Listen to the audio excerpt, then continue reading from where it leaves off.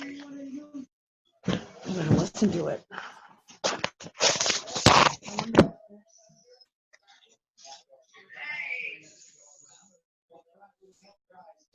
Oh, these might not work, eh?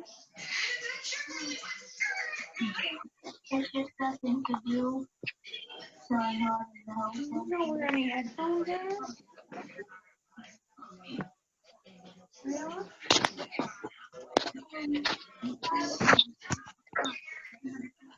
I have my headphones on.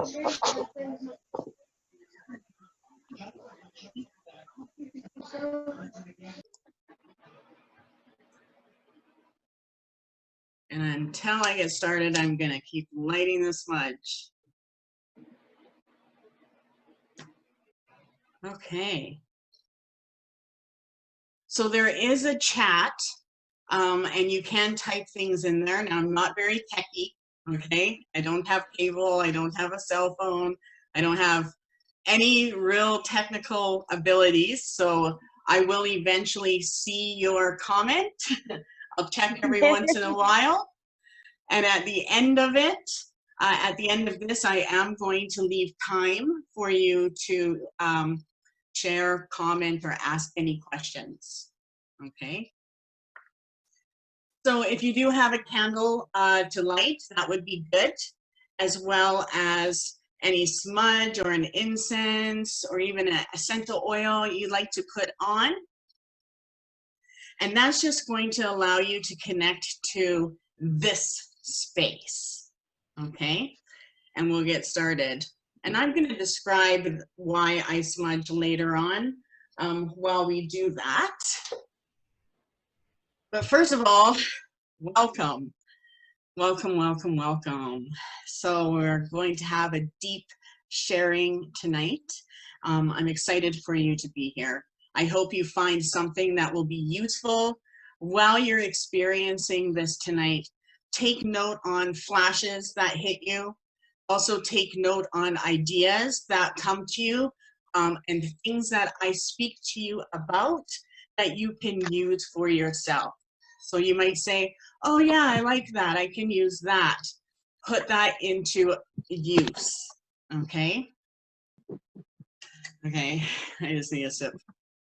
It's like as soon as my body knows that I'm going to be chatting up a storm for an hour, it goes dry.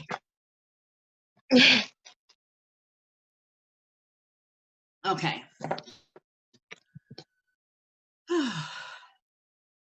Welcome. So before we begin, I do like to cast a circle. And this circle is for us so that we can hold our space and so that we can feel comfortable.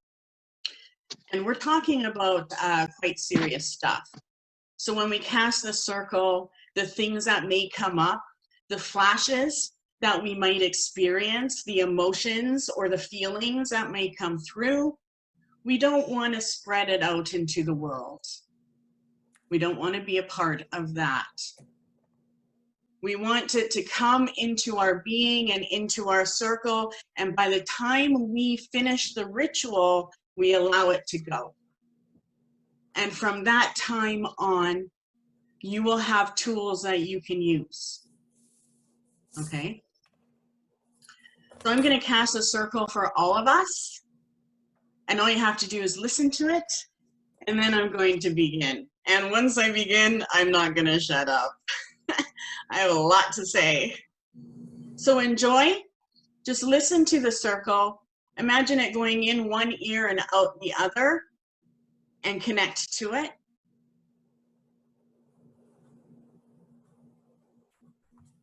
In this place, the circles round, we consecrate our sacred ground. With golden light, the space around, all power here contained and bound. From the earth, the things that manifest. From air, the things of mind.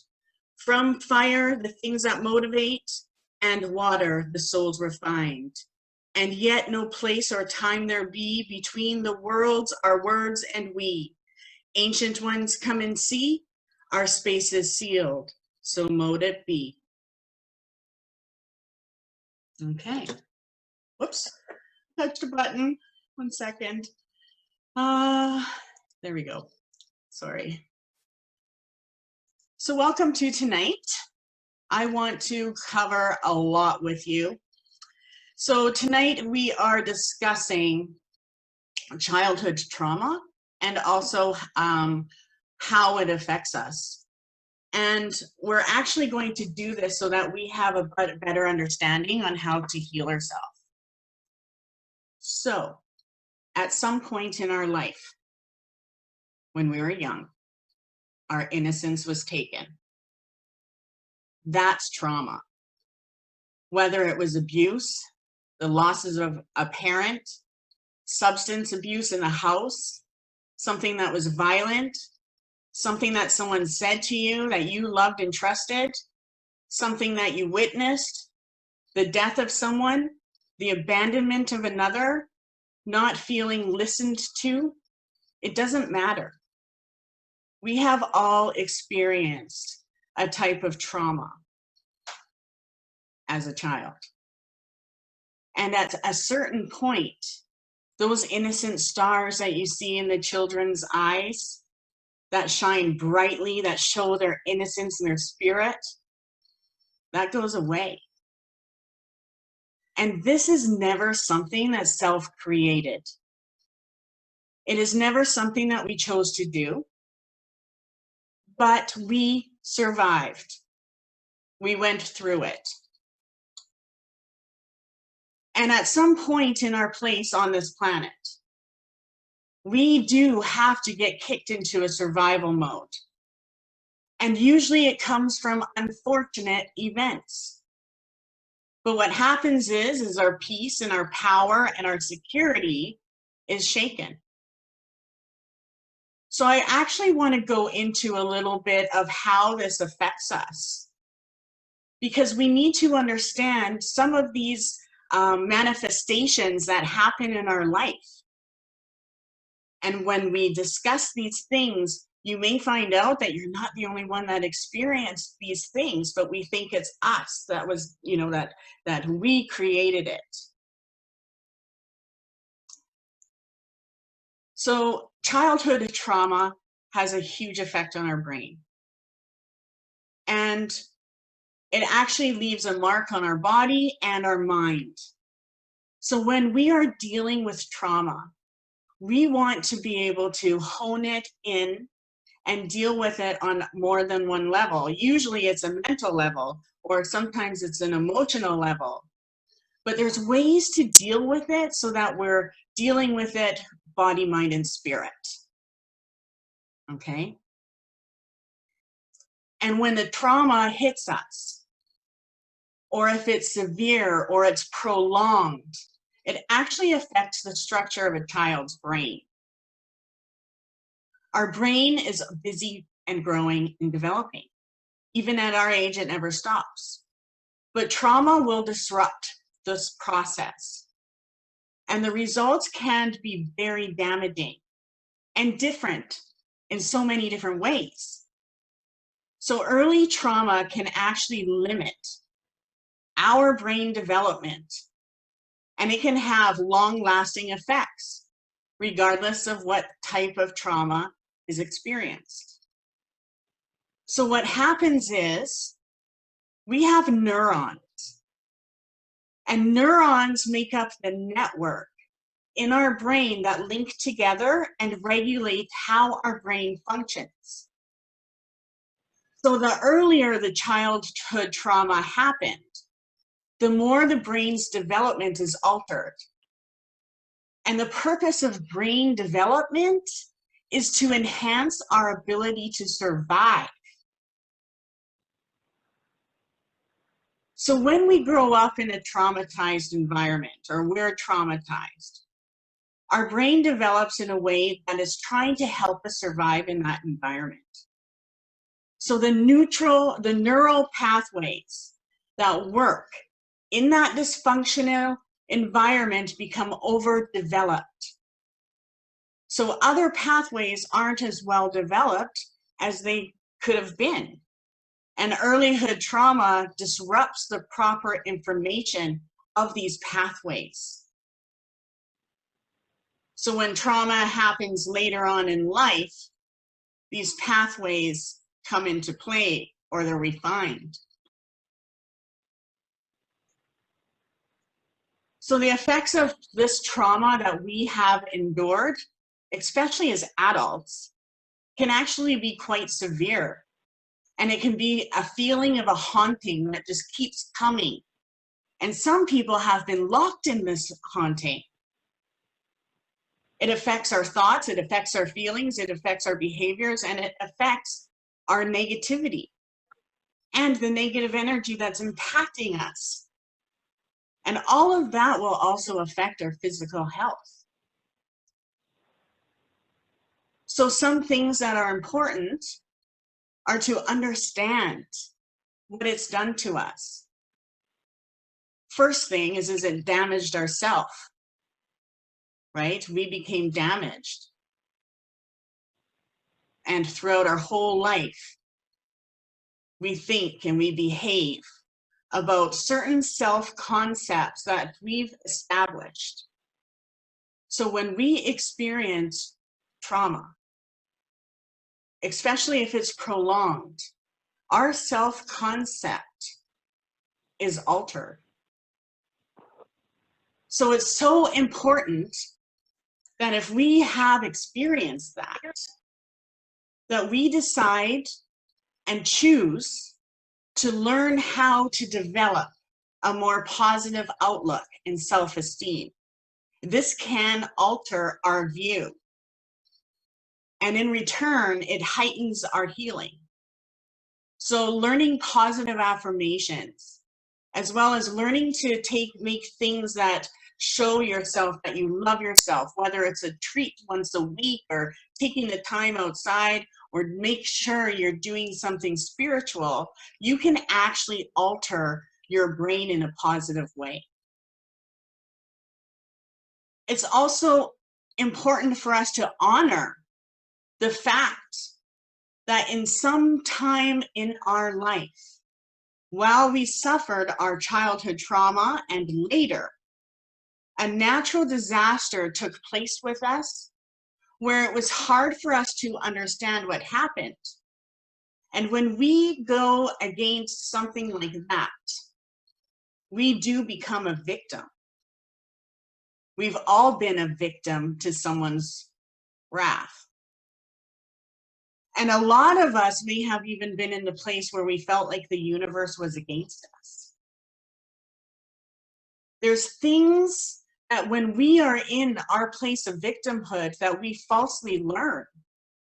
And those things will create this type of cosmic punishment, I guess.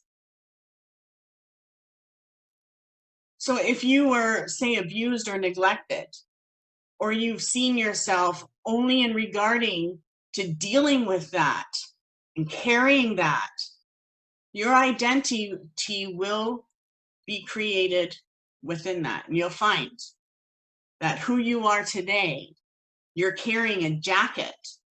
You're either positive or negative, you're carrying some kind of role that you connected to.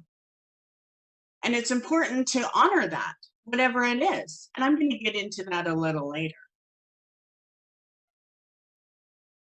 We may also, most people who are survivors of childhood trauma, hold a lot of anger. And half of the time, we don't even know how to deal with anger, or we don't even understand how much anger we're holding inside of us. But I do know for me personally, I got a beast inside. And that beast has never been unleashed as far as it needs to really deal with my trauma. Okay? So it's important for us to seek our identity out of what's been formed. And sometimes it can be tough, right? There's other times where we experience not just the anger, but people who will trigger it. So it's really important for you to understand when and how you're being triggered, because a lot of times when we are triggered by our trauma, it's in the environment or someone around. But we always assume it as that haunting. And sometimes it is. Either way, we don't need to go into touch with it. So it's important for us to do spiritual things that will affect our body, mind, and spirit. The other way we experience abuse and childhood trauma as an adult is when we feel alone. So there is a real feeling of abandonment that we carry as survivors. And a lot of us had to step up and become that independent person and know that they have to dish it out. They don't get to receive or even receive the recognition that would actually cause a lot of healing. That's also a block when we can't receive that from the person that we want to. Know that that is actually a negative block. We live in a mundane world. And every effect that we have because of trauma is in this realm. So it's important for us to learn how to be alone. And when we are alone, to choose something that we can connect with. You have freedom in that moment. Is it listening to the wind? Is it picking up a book? So it's really important for you to break that pattern of when you're alone, thinking about the things you have to do and thinking about the judgments you're making on everyone around you or whatever it is. Okay? And self-abandonment is also one that I want to talk about. Self-abandonment to me also represents self-sacrifice. And it's actually self-abandonment and giving up on yourself, whether it's giving up on your health or your heart or your love life or whatever, or self-sacrifice, giving too much of yourself, is probably one of the most harmful effects of childhood trauma to the self. And it actually has an opinion.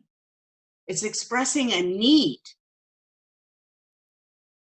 But we want to hide these things when we're in that place. We don't want it to come. And it's so important for you to learn how to trust the silence of your space. A couple other things we may experience is attachment disorders. That's something that's quite common.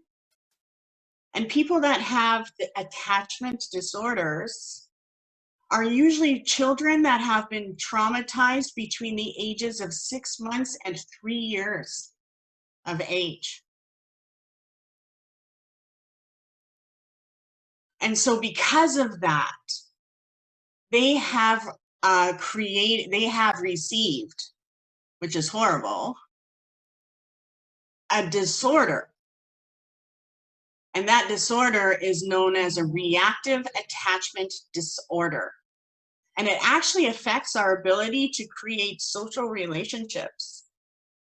It also affects our mood and our behavior. It also doesn't allow us to trust people.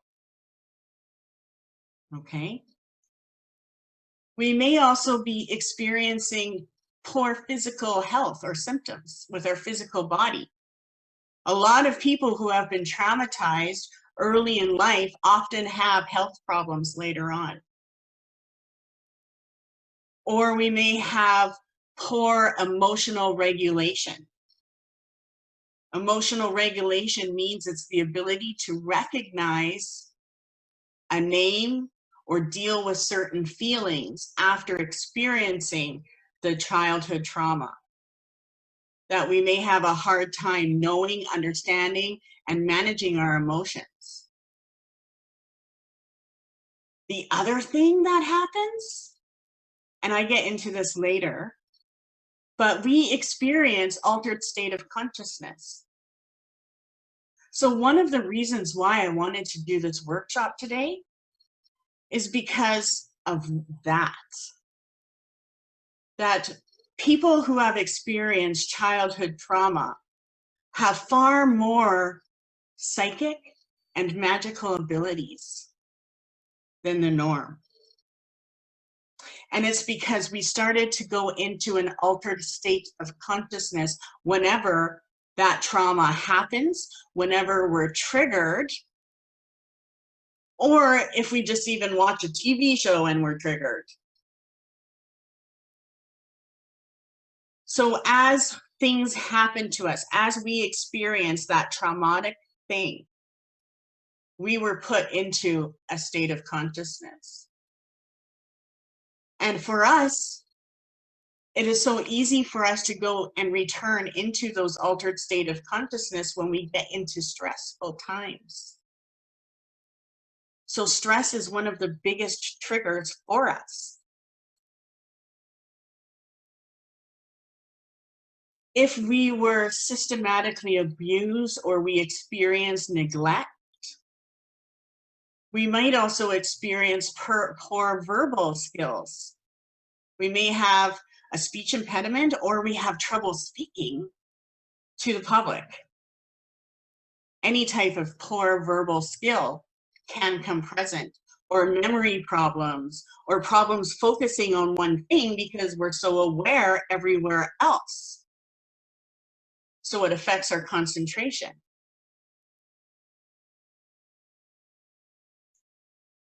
But yet we may have been looked upon as if there was a learning issue. Okay. And of course, being able to actually control poor behavior, whether it's our behavior or someone else's. We get triggered as soon as we see that there is something that is out of line. Okay. All of a sudden we're aware and ready. So some of the things that we will do will be self-sacrificing, which means that we want to fix other people. And we also want to please other people so that we don't have to deal with their negativity. Or we're living on high alert. But there's some physical things that can also happen. And I want to get into that. Number one, we don't ever need to also tolerate any type of abusive behavior. And we will, because we are carriers of certain trauma, attract certain people. I was like always wondering why I always attracted the weirdos. I mean, it was in relation to my trauma. It was like any weirdo, pervert, predator out there. It was like, what did my forehead say? So it's important for us to learn how to shield ourselves. And that was something that, was quite powerful. So some of the things that we will experience on a physical level when we've experienced trauma, we don't like making eye contact. That was one of my first things that I learned how to control. I wanted to make sure that when I'm talking to someone, I'm all in. And I knew that I couldn't do it.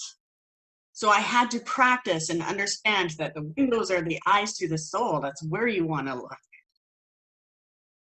We also experience chronic feelings of exhaustion. Okay. We will experience anxiety, panic attacks.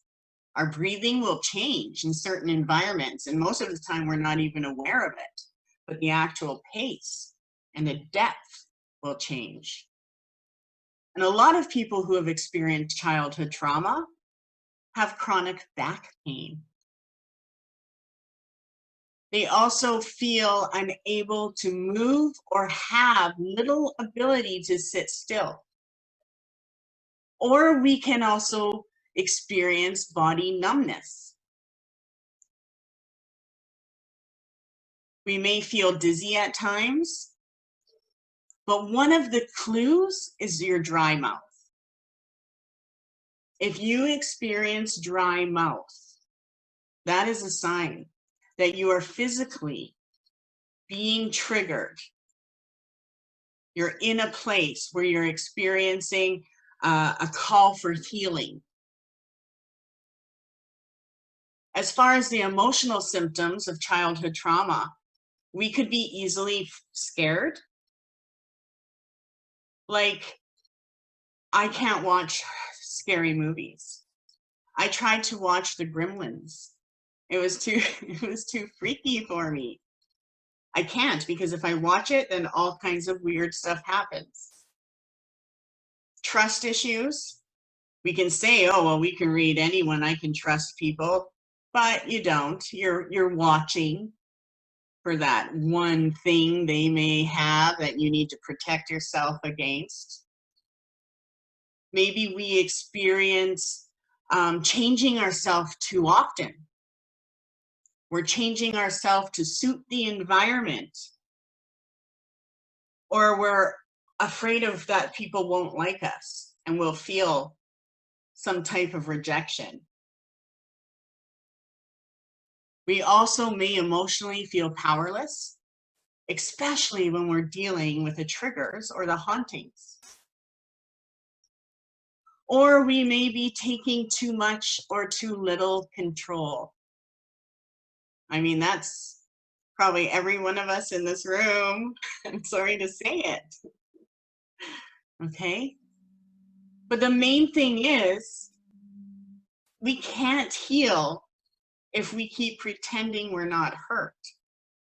So acknowledging these things and understanding, oh, I just got triggered, I'm feeling this. Oh my God, my back is so sore. I need to heal.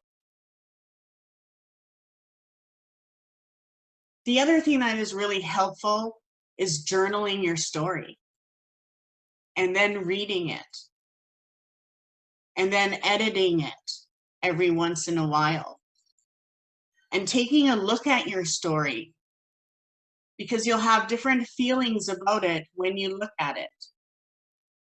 And most of us have never written down our story. And it's important. The other thing is even though something may have happened 40 years ago, you still need to have someone to talk to. So it's really important that you do have someone that is of a soul connection, whether it's a counselor or someone from your spirit tribe or a family member or a friend that you know who won't give a shit. You can just lay it out. So it is important for us to have someone or even a mentor. And the reason why is because it keeps us in check, but it also allows us to create healthy relationships and to understand what our healthy relationships feel like. And as you start to understand the positive relationships and the trusting in your relationships, your understanding will grow. And you'll be able to process, cope, and move away from things that have held you back or that has haunted you. So having positive relationships is really important. And even the relationships with our kids and our husband, turning that where we know that we're dealing with it on a positive level for that growth in the future will change your life and will heal you. It's also important for us to move beyond the effects of our trauma. And that may mean that we have to change our thoughts and our behaviors. But as you do, your feelings will change. And through all of these changes, you may feel vulnerable in a way you haven't since you're a child. But the sooner you begin to heal and start the journey towards a healthy, happy life, the more you will understand how much more you deserve. Now, there are some things as inner child healings, okay? And they're also very effective. So before I move on, I want to explain a little bit about, I'm not going to go into full detail, but I want to explain to you about how I am able to overcome my trauma. My trauma started when I was about 3 years old. I lived on the native reservation in Manitoba with my grandmother. My mother was working in Weyburn, Saskatchewan. My father was working somewhere else, I think on a farm. So my parents were out working.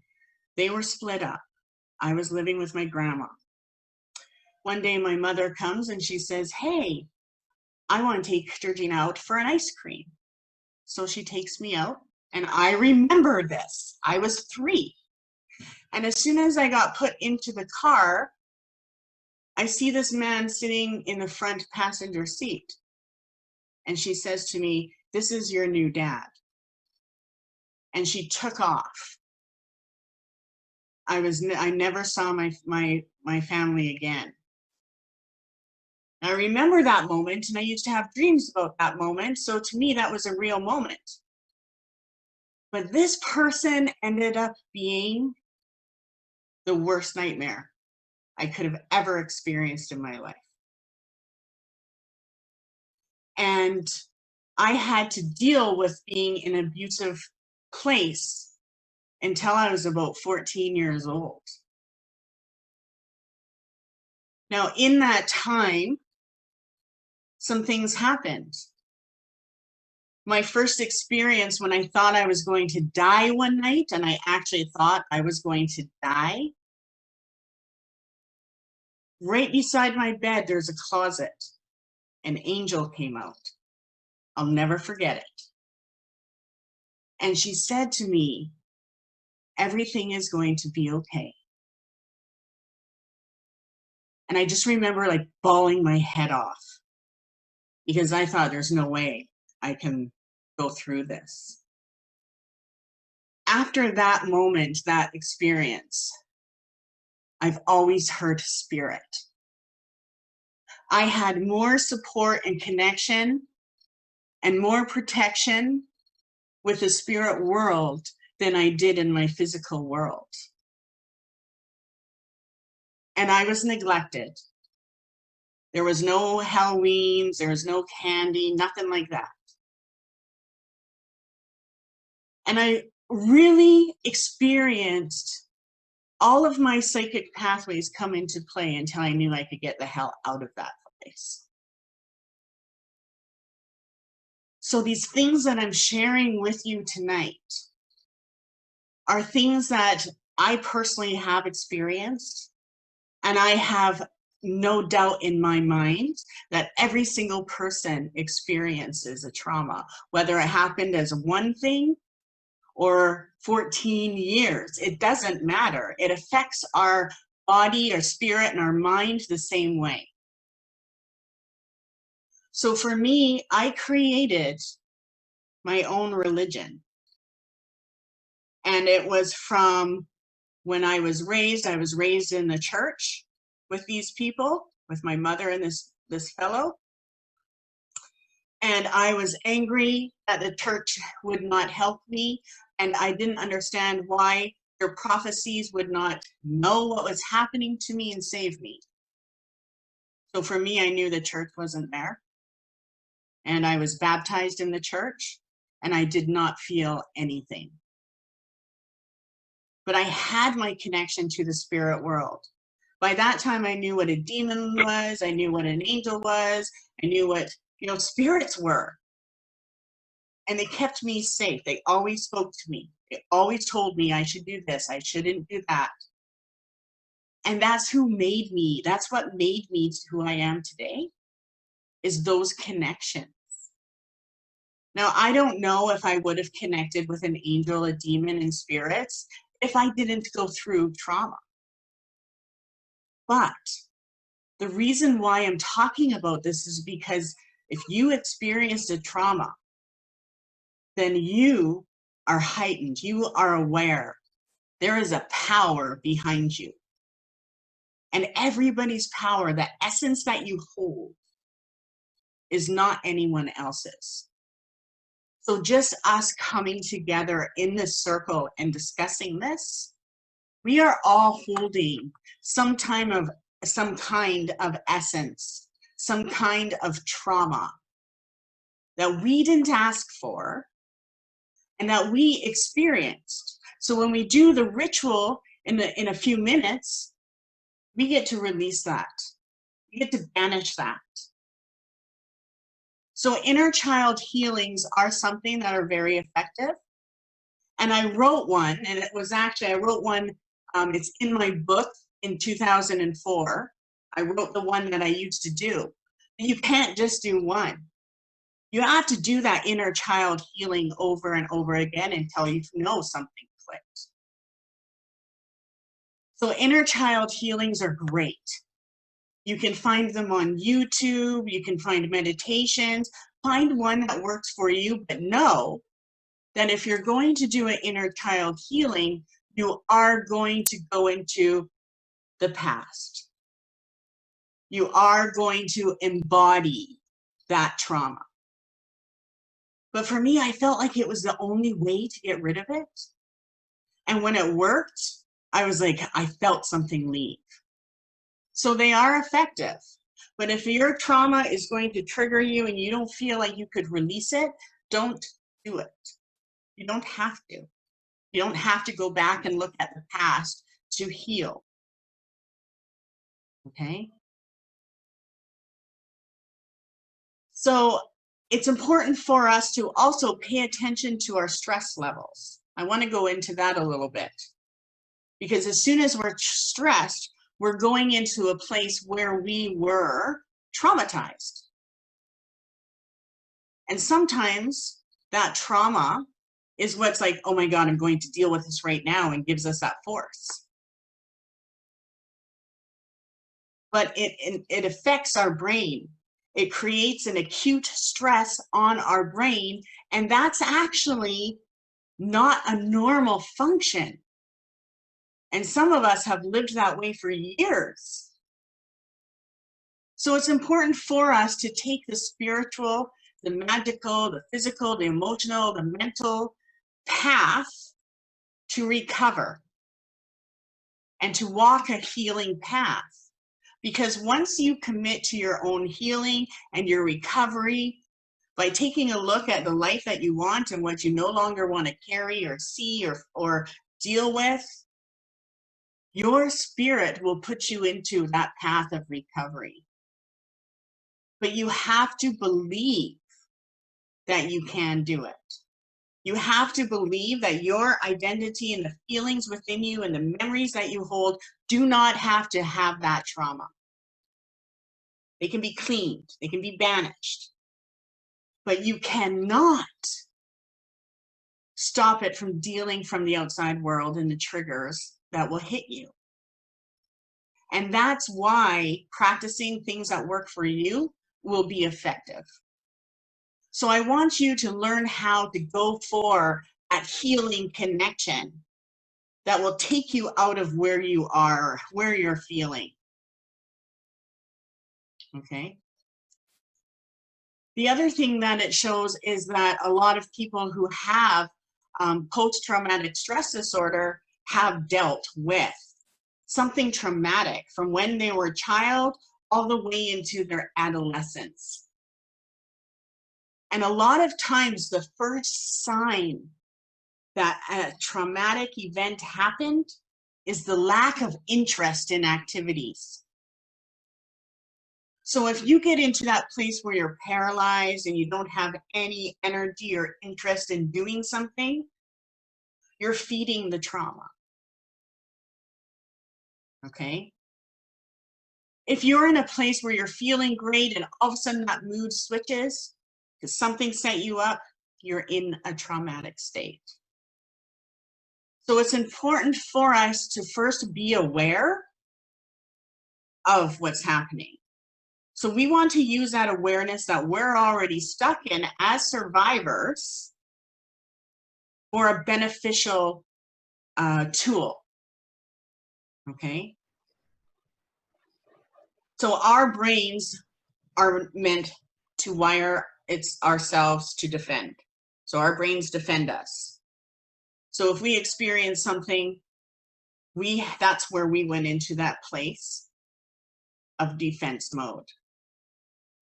Okay? Now, most people can recall memories between the ages of about 5 and 6 years old, but sometimes they can receive memories that are sooner or later. But at a certain point, something is forgotten. And when we go into that mode where after we were traumatized, it's almost like we forget something. Okay? And it's kind of like that Never Never Land. Okay? So that is that state of consciousness that changes. And that's also why a lot of people can't remember before the age of 5. Now, when we are light beings, we are body healers, when we are practicing working with other people, whether we're energy healers or counselors, we will attract that energy unless we're shielded and protected. And we will also pick up on other people who may have experienced some type of similar trauma. I can sit in a restaurant and I can look around and I'll know how many people experience the same type of trauma I experienced. So these things that we experience are not ourselves. They're an altered state. So it's really important for us to bring healing. And one way to bring healing is working with the mind. So negative thoughts create negative thought patterns. The more negative you go, the darker the hole. Okay? So it's important for us to learn how to neutralize negative thinking, negative thoughts, or even negative speaking.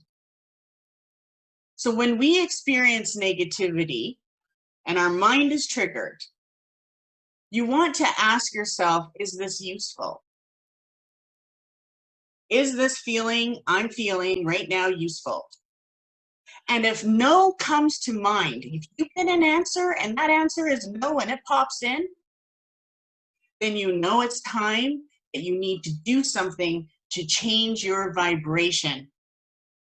That your energy is falling into the past. We're no longer connected to the present. And that's one way we can understand that our trauma is starting to heal. Okay? We also have to understand the positivity that we received from the trauma. We can look at the harm that it's done us. We can look at the things that it stole from us. But how often do we think and honor the things that it brought us? So for me, I know I'm strong. I know that because of what I dealt with, I'm strong. I'll take down anything. I got a fight in me. But I don't live in a fighting mode. I feel it when I need it. I also know how to listen to my guidance because of it. So what have you received? It will be some type of strength. Did it allow you to bring control into your life? Did it allow you to understand what you like or what you don't? Are you an empath? Can you tell if you like something or not? Just trying to think as I'm talking about that strength. Because that positive strength that you can think of is the opposite frequency of the trauma. It's the solution and your power behind it. Maybe it's your independence. Maybe it's your vision. Maybe the power behind it is neutralizing force. Maybe it's you receive insights. But as soon as we can figure out what our power is, we can use that force. Now, for me, as soon as I get triggered by a trauma, I will mentally say, universe, I need strength. I need healing. I claim what I need. Universe, and once you find out, universe, I need strength, and you feel that, or universe, I need protection because there's so much negativity and you feel that that's not affecting you, as soon as you called that into action, that's when you know you can start saying, universe, I need $5,000, right? You learn how to claim the universal power that you need. Claim what you need.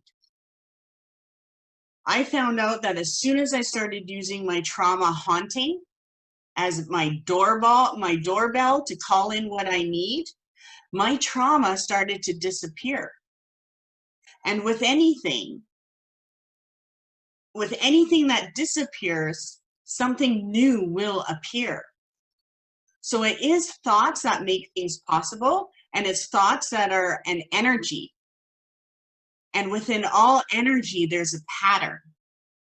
So energy doesn't die. It just changes form. The same with our thoughts and patterns. Okay? So some of the physical things I'm going to go over, I'm almost done, and then we'll do the ritual. But some of the emotional, the things that trigger us physically to let us know that we're dealing with emotional pain are different areas of our body. So if you are feeling something in your legs and your knees and your hips, you know that your root chakra is being affected, right? So take note, where are your pains? Is it headaches? Is it top of your head, side of your head? Is it what area, what chakra is in play? But there are other other probable causes of emotional pain. So if we find out that we're feeling pain around our neck, okay, we're being inflexible. Something triggered us. So we're all like, inflexible. It's my way. If we feel shoulder pain and it's really stiff, and if you go like this right now, put your hands and go in, and if it feels stiff in between your shoulder legs, like your shoulder legs, it feels like you're stretching in between your shoulder blades, then it represents you're carrying a burden. Weight on the shoulders, we've all heard that. Our spine means that we need to receive more energy to support us in life. So our spine means our meridian. If we're feeling pain, we need more energy. We need more channeling power. Our upper back is lack of emotional support. We're feeling that. We're feeling like we're unloved. Our middle back, we're carrying guilt. We're actually being stuck in the past. The message is, get off my back.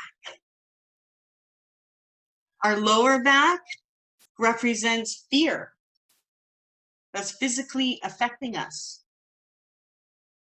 Our elbows represent changing directions and learning how to accept things. If our wrists get triggered, and if you listen to mine, I can do that and it like cracks. It represents movement. So if they're stiff, we're having trouble moving forward.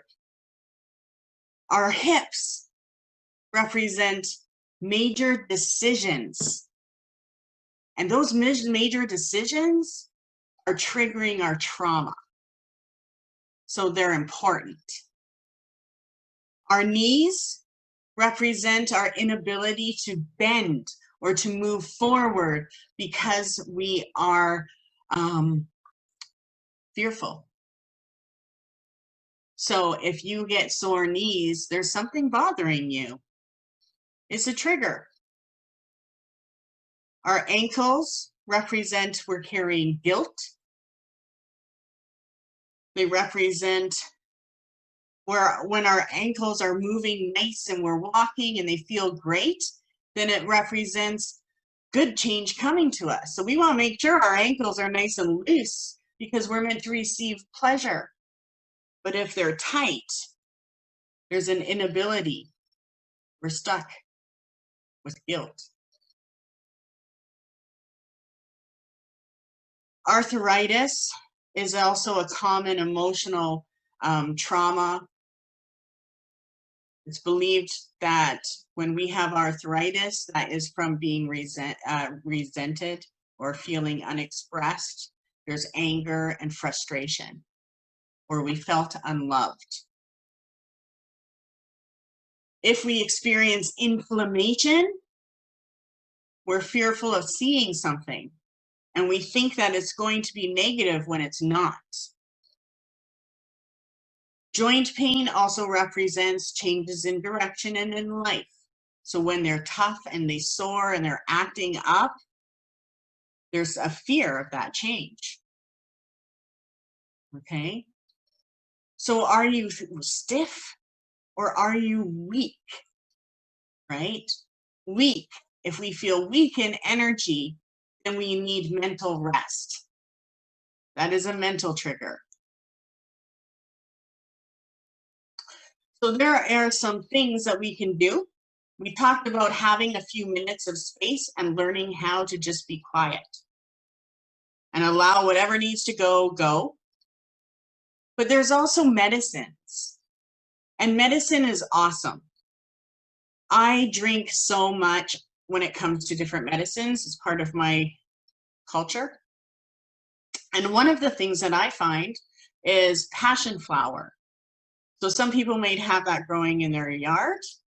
You can also sometimes get it, you should be able to get it as a tea or bulk stores or herb stores. I always have passion flower. But passion flower is a huge native medicine, and it helps us relax. And it actually relaxes any type of tension that is part of, that is in the body. But it mainly will help any type of shoulder, tight back, if our mind is racing really fast, or if we're feeling overwhelmed, or our emotional stress or our stress is bothering us. It's best to drink passion flower at night or before you go to bed. And it will actually help you connect to the energy that will bring you joy and align you to something that you need to focus on that will replace that, or that trauma has been bothering you, or that stress has been bothering. So passion flower, remember, gets rid of a racing mind. Try it. When we are in a place that we still have trauma affecting us, our mind sometimes won't stop spinning. And it's like it can be 100 pictures going at once and it never stops. And you can't see the pictures, it just won't stop. It means that your vision is too awakened. You need to connect with your vision. And as you connect with it, it will slow down.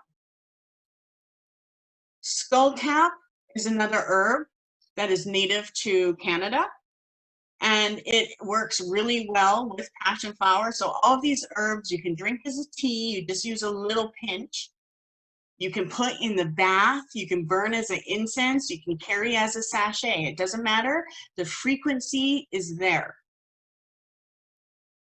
So skull cap is something that helps us connect to healthy cycles. It gets rid of any tension, and it's good for a person who is carrying too much mental, physical, or emotional stuff in our body. So if you feel like there's a buildup and you haven't released, then those two herbs are really good to use as a medicine. So I want to talk a little bit about some of these things. Now, some of us have felt shame. So when I was in my situation, I really didn't know that that was not normal until I was older. And then around 12, I knew. Like I felt so much shame. So the feelings that we can carry are a frequency. We are frequency generators, and we're meant to be positive frequency generators to make this planet amazing. But I want to share with you, let's take a look at shame. The frequency when we are in a place where we feel shameful about something we've done or something we've experienced or something we should have known but we didn't, that frequency of shame runs at 20. So we're talking about megahertz. That's an actual scientific frequency. So 20 is the lowest vibration as far as human emotion. Guilt is 30, blame is 30, evil is 30, being miserable is 30. And when we are at a 0 vibration, we're dead. Disease, actual diseases, actually begins at 57 megahertz. Now, all of this is actually scientifically measured by hundreds of research projects, and they use a machine that's called a calibrated frequency monitor. So they can actually measure these things. So when we are in a place of shame and we're running at 20, or if we're feeling hopeless, hopelessness is at a 50 megahertz. We are lower than disease at 57. So remember that any negative emotions that we feel will create some type of dis-ease or even disease. We're not meant to be at that low of a vibration. So when we say, oh my God, I am feeling so much shame right now and guilt, it's important for us to change that. We need to go into a place of serenity. And when we seek serenity and allow ourselves to find that place of peace or serenity, our whole bioelectric system goes up into a place of joy. Serenity and joy, they're the same frequency. They run at 540 hertz. 540 megahertz. Same as 20. That's over 10 times the power. So when you hear people say joy heals, that's how. So when we feel that we're being pulled down or we're influenced by our trauma, we can lift our vibration by thinking a few different things. Number one, we can focus on peace. Peace is 600 megahertz. I always say find something positive in every day. If you're looking for something positive every day, whether it's a smile from someone on the street or a blessing that crosses your path, but you're seeking for that, you're keeping your frequency high. You're running at this high megahertz that has the ability to attract, because now you're connecting to different levels of consciousness that are things that are receiving. They're a positive channel that will just keep giving it to us. And all of these things will also affect how our chakras or our centers of our body work. Okay? So you always want to try to get a minimum of get yourself out of anger.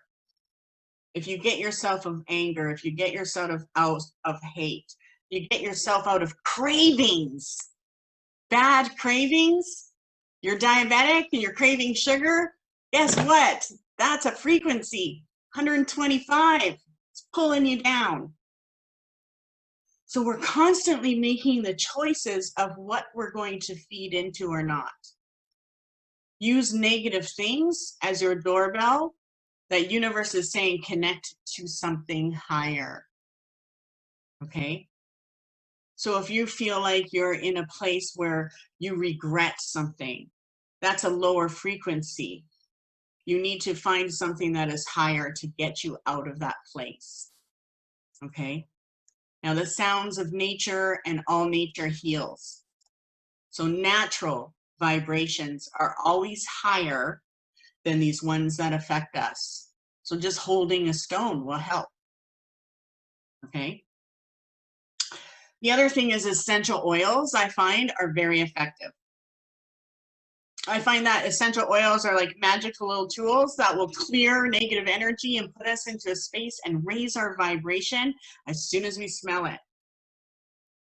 And some of the best essential oils to use to get us out of a place is lavender. You can use sage, lemongrass, jasmine, frankincense, patchouli, myrrh, cedarwood, rose. Those are actually, and juniper. Those are actually the highest vibrating oils that exist. And I'm sure there's a couple more, but those are them. And when we put 1 drop of pure essential oil on us, that is equivalent of drinking 50 cups of tea. So that medicine is very powerful. So I like to make sure when I put an essential oil on, I always just put it on the tip of my nose. As soon as I want to change the way I feel, oil goes tip of my nose. The minute I don't smell it, I'm there. And it works. And you'll know how long it takes you to get out of where you are by how long it takes for you not to smell that oil anymore. So we do want to keep ourselves clean and above. Our psychic abilities are also meant to heal our trauma triggers. So what ability keeps you safe? You're using one, whether you don't think so or not. Maybe you know you're a knower and you know stuff. Maybe you're a seer and you get visions. Maybe you're auditory and you hear things. But it's important for us to seek our abilities and always plan and keep developing them. And if you don't know how to do that, I do have other videos about intuitive development that could help you. And there's books and but keeping your abilities going sharp will keep you strong, will keep you healed. There's also stones that will help that I find work well. Rose quartz, it's a pink stone. Okay, and it doesn't matter if your stone is this big or a little tumbled stone like this. Okay, both of these scientifically hold the same vibration. Doesn't matter the size. Of course, that vibration will change when we put our intentions into it. That's science. But rose quartz is a stone that actually protects our heart. It heals the heart, it protects the heart, and it does it in a very gentle way, so we don't get triggered emotionally. So if you find that you're being triggered emotionally, make sure that you carry a rose quartz. Smoky quartz, is a darker quartz crystal.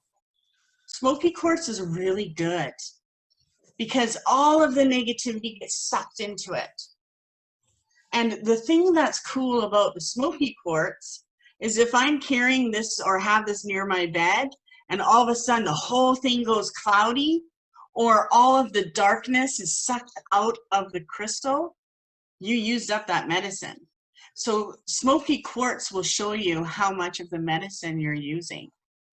And it dispels the negativity within and around. And you can even tell this smoky quartz, a piece of smoky quartz, what you need to be dispelled. Okay? The other thing that works really good is tourmaline. So black tourmaline is a very high frequency stone that will neutralize and clear negative vibes.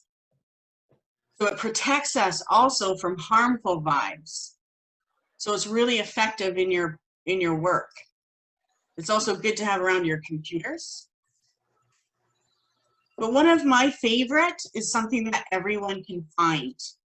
If you actually connect to nature and ask nature to bring you the healing you need. And that's looking for heart stones. If you go out and you see a heart stone, the universe wants to heal you. It wants to give you that channel of love and light. If you find you can't escape your healing, one thing, or escape your trauma, not your healing, you don't want to escape from that. But if you can't escape from your trauma and it's haunting you, get a seashell. When we listen to the shell and when we carry the shell, it is very healing. Water represents the earth's consciousness. It is a deep healer. So carry a shell as a mojo and just see how that affects you. The vibration of the sea will have an effect on your body. It's also known that if you've experienced childhood trauma, you have very tough time drinking water. So if you have a tough time drinking water, start putting 2 liters in a day. I mean, try it. You'll find that we aren't in a place of hydration. When we are in a place where we're dehydrated, it lowers our frequency and we automatically go into those negative triggers that we discussed with the lower frequencies. Okay? So any natural or meaningful item that you come across from can be a piece of protection. For me, I wear things. So I wear tobacco. And that is a huge belief. We believe that the tobacco spirit knows everything. So when we carry the tobacco spirit with us, we are safe from any evil. But you want to charge that tobacco and you want to make sure that the tobacco is, pure. Okay? The other thing that you can do is charge any item. So if you are wearing a piece of jewelry right now, or you have a necklace or a stone that you want to carry, bring that to you now, because we're going to go into the ritual now.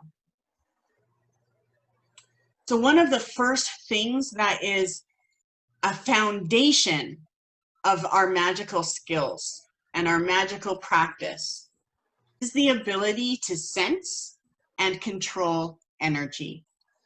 If you have the ability to sense and control energy, then you would be able to create strong magic. By learning how to control energy, you're able to push energy out of your way, and you're able to call energy into a spell. And it all has to do with what and where we are. Okay? So a few things that are magical. I'm sure that as kids, some of you may have had a little kid twig and went abracadabra. Everybody must have heard of abracadabra. So abracadabra means I will create when I speak. It's a very magical word that people who practice magic or the occult or any type of magic will use because it will help them create when they speak. Abracadabra. But I want to teach you something that is very powerful. So first, I want you to say abracadabra 3 times. Abracadabra. Abracadabra. Abracadabra. Now, I'm going to get you to say something very similar. It's Avada Kedavra. Okay? So abracadabra means I will speak, I will create when I speak. Okay? Abrahadabra, so instead of a C, you're saying an H. That represents something that means I will destroy as I speak. So if I get haunted or I feel something creepy, I will call that. I will say what I want and then I end it. And I focus on how I want to feel. And I say, abrahadabra, abrahadabra, abrahadabra. Now, these things can be spoken out loud or mentally. So next time you're in a negative situation or around a negative person, you could mentally say abrahadabra 3 times and wait. And you'll see how long or how fast the energy changes. When we use the magical word abrahadabra, that not only means I banish, okay? What it means is I add power to, okay? So it means I will destroy as I speak. And that is ancient. That's why it's used in magic, because we're destroying it and we're doubling the power of our will. And that's what it means. So we will use abrahadabra whenever we want to manifest good luck, whenever we want to get rid of any type of energy, or if we are charging a piece of jewelry. Okay? So I want you to have some type of item so that we can move forward into this. So abrahadabra is actually something that people would use when we are seeking wholeness and perfection. When we are uniting the physical world with the spiritual world and our personal self. Okay? We become cosmic because of that call. And that's why it's so important for us, okay, to use when we're dealing with this. So abrahadabra is referred to word of double power. And sometimes you will see that written in spells, but they will not give you the word, because the word is something that is held secret and sacred. So if you read a spell in someone's book and it says use the word of double power, abrahadabra. It represents the uniting of the microcosm and with the macrocosm. It is presented by a pentagram and also a hexagram. It also has the power of the rose and the cross and the circle and the square. It is also called the attainment of knowledge. So when you use that word, your holy guardian angel got it. So we use that whenever we need to connect with our holy guardian angel. in what it is that we are trying to establish. Okay? So now that we're doing this spell, I want you to hold your item in your left hand. And when we're doing the spell, I want you to have the opportunity to really feel just the environment around you. Don't pay attention to yourself. Pay attention to the air that your skin is touching. Okay? So this is something that you can also do on your own anytime you want. One thing you can use with the spell, you'll need 2 candles. You can use a black candle to represent the negativity of the trauma, and you can use a white candle for the positivity. For me, I like to use emergency candles from the dollar store, okay? And I even sell candles of every kind. But when I'm dealing with trauma or stress, those emergency candles to me are for emergency. So for me, my spirit knows I need that emergency candle. I need that help. Okay? And you do want to hold one hand.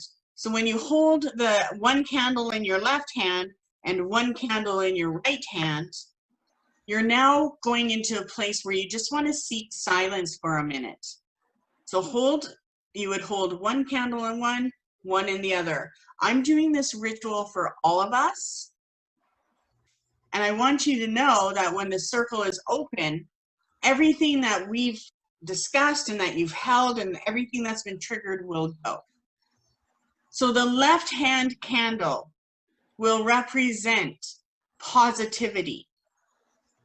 And when you're holding these 2 candles to charge them when you do the spell, which candle is more powerful? One of them will be hotter than the other or have a stronger vibration than the other. That will let you know where the power is held. So if you find that what you're holding in your left hand has a stronger vibration, then that means the positivity is really there for you, that your energy is strong, that it's time to do this ritual. If you find that your right hand is the most powerful, then it's important for you to put something into that candle. So you can put F you, whoever it is. You can put get rid of my memories. You can put anything you want, but you need to put something negative into your candle. Okay? And once you feel a vibration from both of those candles, they're ready. The other thing you can use is a stone, a piece of jewelry, like I said, to call, because carrying something or having something on you will keep that protection frequency. And it's no longer, you have to carry it 24/7. You have an item that will keep that vibration going into your system, affecting all of your consciousnesses, all of your chakras, everything. Okay? So when we are banishing people and situations that we received from people, we go into 2 different components of the banishment. There's the immediate banishment, and then there's the exposed banishment. Yes, you can use the diamond you wear every day. You can use your wedding ring. You can use anything that you can trust once you charge it is your piece of protection. It can be a grandmother's necklace or a pendant. So we will have the immediate and exposed banishment. That means that we have a subtle banishment that needs to be done, and then we have the inner stuff, the stuff that we don't understand, but we're being affected by. So we want to make sure that we are banishing ourselves, but also the individual who has harmed us or who has triggered us. And when we're banishing these people, you have to know that what we're doing is we're cutting the cords of anything reaching us. Our power is strong. I don't need to think about that MFer ever again. And know that you know how to hold that space. We're not causing death. Okay? We're not cursing, okay? We're not putting on a hex. And people do those. It depends on how it's going to work for you. But what we want to do in this spell is go into a place where we seek that neutral energy and that we understand that we're calling in that power we need. Okay? From this ritual, the only thing that will affect us are underlying vibrations that people will trigger. So when these people are damaging us, or we feel that trigger, that's our call to do something. Grab the stone, rub your ring that you have charged, go for a walk, do anything that will change your vibration. Listen to music. You can cook with rosemary, okay? So when we are in a place where we've been experiencing stress, now I'm stressful, or now someone's triggered me and I'm a bitch, or whatever it is, our shadow component, our self, comes out. Now, our shadow creature holds all our negative traumatic experiences, okay? And when someone crosses us, it's like, that's our beast, right? So understand that our shadow self is actually an aspect of who we are. And our shadow self comes into our life twice or every 2 weeks. No, 2 weeks out of every month. Okay? So 3 days before the new moon. That's when our shadow creature starts to come out. What comes out? Is it an emotion? Are you moody? Is it someone else's energy? Your shadow creature always comes out for the new moon. That's why it's called the dark moon. And that's why a lot of people don't practice magic, because those who practice dark magic do their magic during the dark moon. The dark moon for us is a healing, time of healing that shadow self. So we want to practice things that relax us, that give us healing channel, that, drum is very good, or listening to music, okay? So our shadow creature arises for the dark moon, and then it's in play for 3 days after, okay? So everyone always says, oh, when the full moon rises and you got the full moon and all these crazy beasts, well, it's actually at the new moon. It's just that those who are not aligned to the moon magic and to the goddess, those who are not aligned to that power, do go a little crazy. And sometimes I'm not even that connected before the full moon, and I'm like, I know I need to realign to the power of magic. So our negative self will always come out in that week of that new moon. It's important that we pay attention to it. And that's also the most powerful time to do your banishings. So when our banishing comes in, we're healing our shadow self. And the shadow of our soul will embrace shadow work. It will help us locate our damage, and it also helps us heal it. Okay? And sometimes when we're working with the shadow, it will also bring people back into our lives who were once banished. But it's important during the times of our shadow self to ignore. If we've banished something, you have to continue to shift and create a new reality so you're free of it. So that's sometimes a test. Okay, so 2 candles, I described that. So I want you to hold your peace. I'm going to light these up. So I got my negative and my positive. And what you want to do is you want to light the negative candle first. So the one you're holding in your right hand, you can even write the name of the person that traumatized you, the word of the trauma. You can put that onto the candle.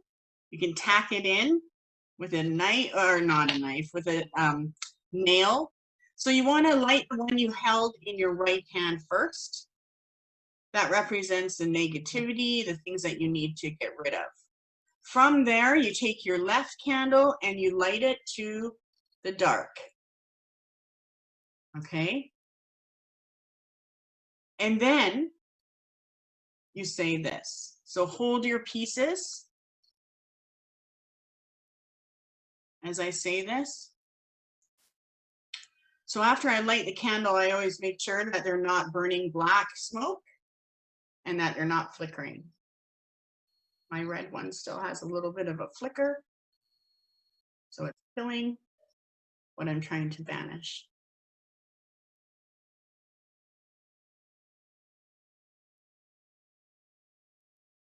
Okay.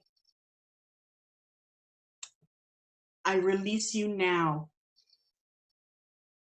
So I want you to hold your piece of power. Negative energy, you cannot stay. I release you now. Be on your way. From here on now, we banish you, childhood trauma, and all my pain too.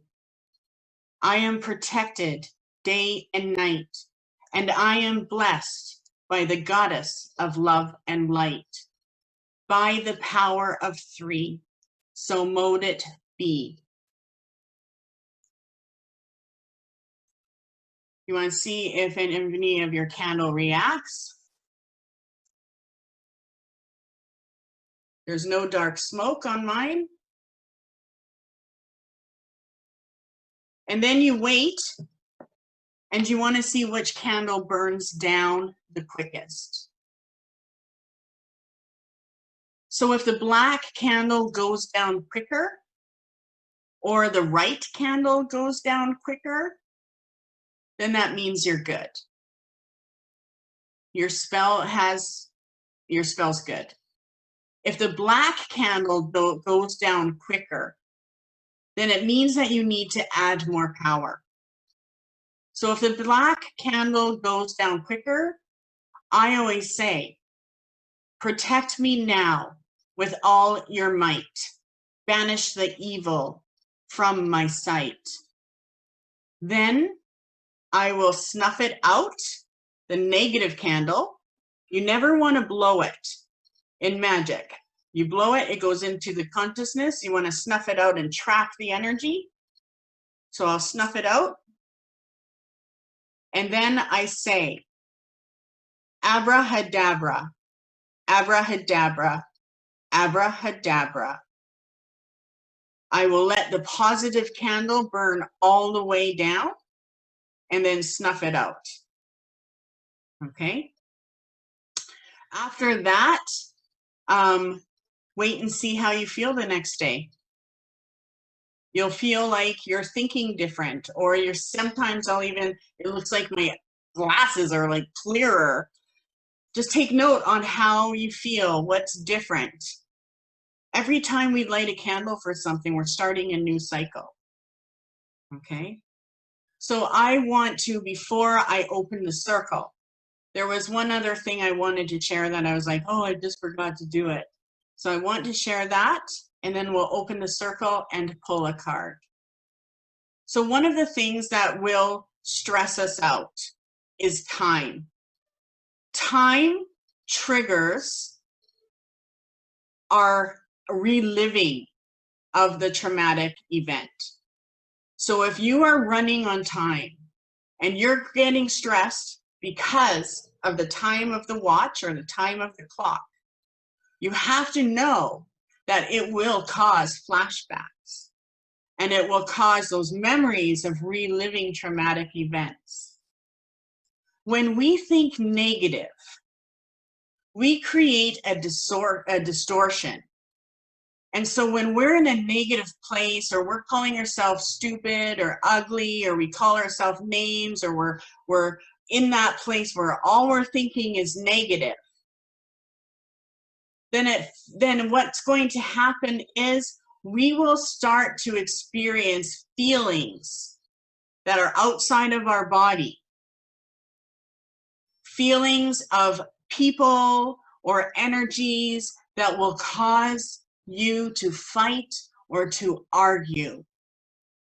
It will also bring us hearing that voice louder. Now, if we find that our physical body isn't energized and we are experiencing symptoms of pain, then it means that you really do have to watch yourself as if you were another person. Spirit is trying to get your attention, okay? So try to be more alert of how others would view your actualization or what your frequency is creating.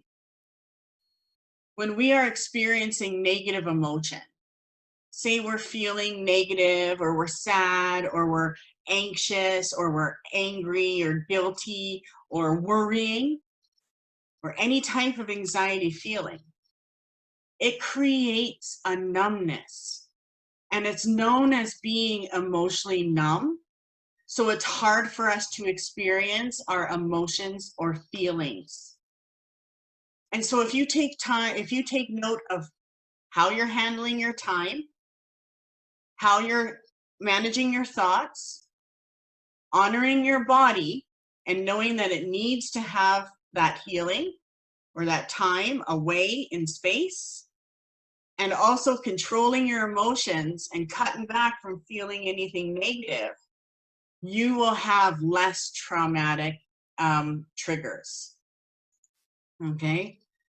And the other thing I wanted to mention before we go is lavender. I used to hate lavender. Ugh, for some reason, it just bothered me. Then one day, it's like I felt the benefit. It smelled amazing, and it's worked for me ever since. So sometimes when we are working with medicine, our first thing that will happen is a refusal. Oh my God, I hate it.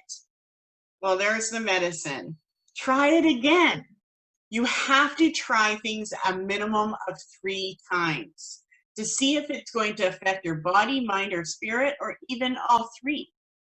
But lavender is a very protective herb, and it keeps our third eye and our psychic abilities strong so that we don't have to worry about anything coming at us. The other thing that's an awesome herb to use is raspberry leaf. Just raspberry leaves. If you have a raspberry tree, you can also get raspberry leaf tea in stores. But this medicine will strengthen our power. It centers us and it provides an emotional connection to our ancestors. So it's really a benefit herb for us to connect with our healing. Anytime an ancestor comes forward, they're bringing in an energy of evolvement. That means it's a healing energy. It's an energy that has to do with your future. Cook with rosemary. Rosemary is one of the most powerful herbs. It keeps us pure. So it keeps that negative energy warding off. So that's why we use it in all of our magic. If we're ever trying to amplify our intentions, or if we need to get rid of something, rosemary goes into the food. You can also drink it as a tea or bath, okay? Basil is another one because it's the elixir of life, and that will actually help harmonize our nervous system. So if we're feeling like we're on edge or we have too much energy, it means that our electromagnetic balance in our 12 auric bodies are out of whack. So holy basil, however you call it, will actually help you get into the healthy flow of your energy, okay? So I didn't want to miss out on those herbs. So now what I want to do is open the circle and pull a card for us. And then if you have any questions, feel free to ask, okay? So I'm going to open the circle first.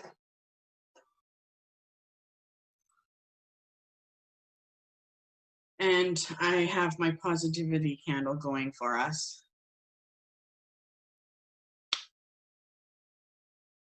The circle is open but never unbroken. Merry we meet, merry we part, until we meet again with love in our heart.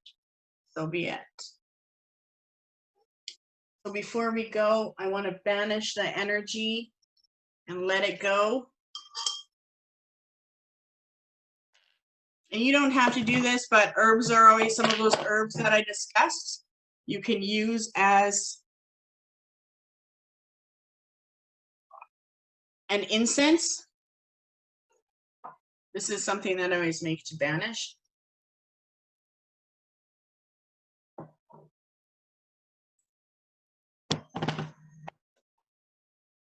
And while I do this, you can unmute if you have any questions.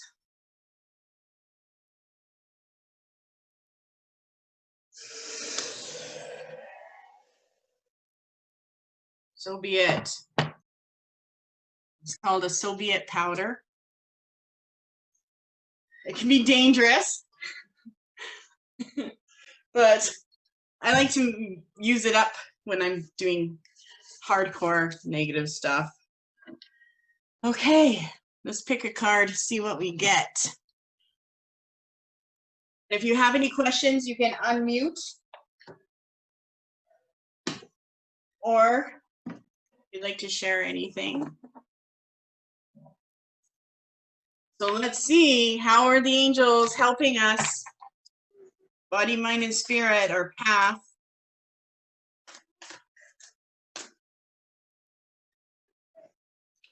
Manifestation.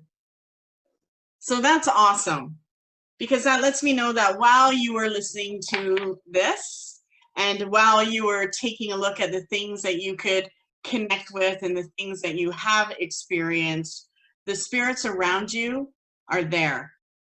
They have experienced your feelings, your thoughts, how you don't want to feel, what you do feel, and they're there around you. And it's pretty cool that we got the manifestation card, because remember, abracadabra will bring your guardian angel to you. So even if you want to connect with your guardian angel, speak that word 3 times, think that word 3 times, and then pay attention. What do you experience? Is it a feeling? Is it a sound? Is it a message? You could even say that word 3 times and pull an oracle card if you have a deck and see what the angels want to bring you. Okay? Cool. How do you eliminate weight from your body? So do you find that is something that is easy to put on and then fall off, or do you find that because you're carrying so much? So when we carry weight, we are in a place where our emotions are being held inside. And when our emotions are being held inside by things that we need to heal, our body holds water. So if you find that you're getting pushy, okay, and you are taking on too much, then you need to flush yourself. So drink more water or have a bath, right? Just immerse yourself in the water, and you'll find that you can do that. Rose quartz will also help with water retention, but the best stone to carry if you find that you're carrying weight because of trauma is a moonstone. As it balances your emotions, it balances your water retention, and your energy feels lighter, and you'll get more active, outside or doing things. It's important for us, if we find that we're gaining weight or that we're not losing weight when we're trying, more healing energy needs to come. So sit outside more, feel the sun more. Do something to change that frequency, okay? Does anyone else have any questions? Hi, I have a quick question. Is there anything that I can put above my door for protection? Yes. I know. So a few things that are really good is New Brunswick. I don't know if you're in New Brunswick, but we have alder trees. okay? So if you can, I could post a picture. I have alder trees all over around my house, but an alder twig over the door will keep you protected from anything that is malicious. Okay, that even includes people in your life with their, you know, if they're watchers, that will keep you protected. Cedar too, you know, the native medicine, we are in North America. And you have to think about the North American culture, they were all traumatized, okay? The word bozo, and we've all heard what a bozo is, a negative word, but it was actually hello, right? That's the native word for hello, right? So you gotta imagine them drinking that fire water, they've never had an experience, and all of a sudden saying bozo, hello, but then, you know, they start getting called bozos, okay? So it's important for us to also connect to the plants that maybe the North Americans feel. I put rose quartz bracelets. I don't know if you've seen those stretchy bracelets, but I put those on my door handles. So my front door, my back door has a bracelet tied to it of rose quartz to keep my heart protected. The other thing is desert sage. So that is a type of sage that we find in the prairies. Having sage or cedar above your door or tied next to your door will also keep negative things out and protect your house. A lot of times when an elder blesses our house, or if we have a medicine man visit us, they will tack a twig of cedar just in the house or outside of it to protect. So that is something that you can find easily.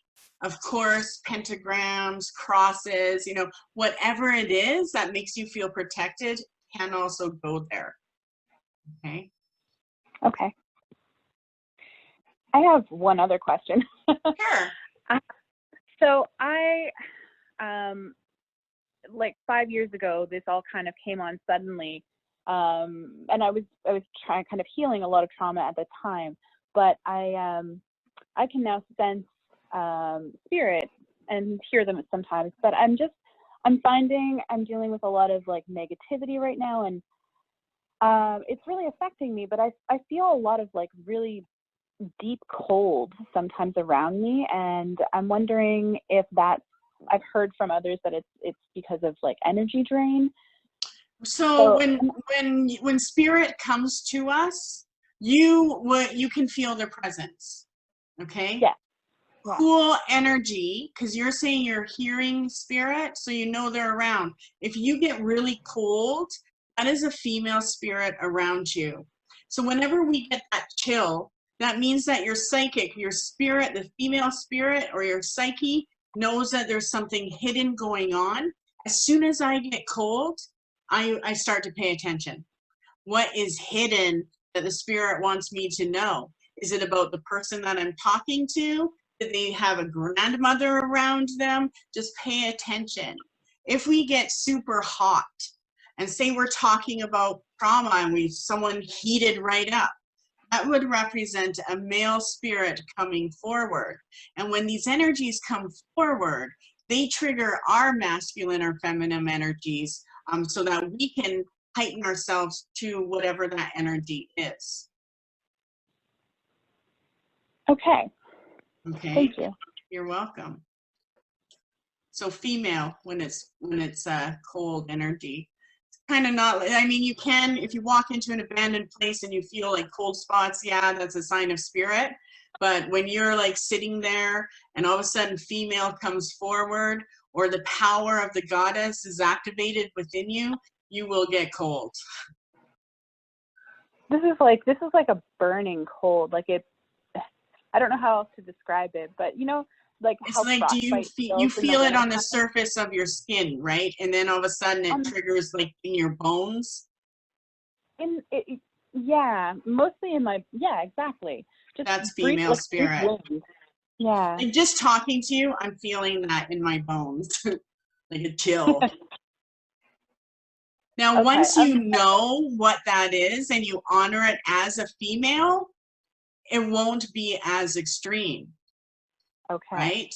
So when I get goosebumps, when I get a feeling from behind, and because a lot of my trauma happened at nighttime, I have a fear of people walking up behind me, and I can sense it. Like, I know if someone's 2 blocks away, I can sense it. So I put a protective tattoo on my back because I needed to know that no matter what, I'm protected from behind. That's a good idea. Yeah, so you can do, anything that you can put power into that your mind will say, yes, that'll work. Use it. Thank you. You're welcome. Anybody else have any questions about maybe symptoms or things they've experienced?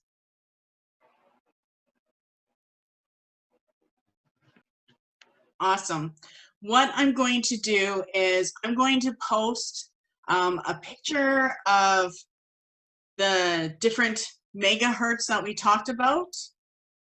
And if you learn how to tap into those megahertz and see how they affect you, you'll know that you can use them.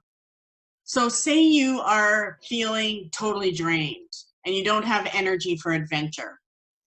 Then you can actually pick the megahertz that you want, go to YouTube, punch it in, okay, I need energy, the megahertz that you need, and listen to it. Just listening to it will change that frequency, okay?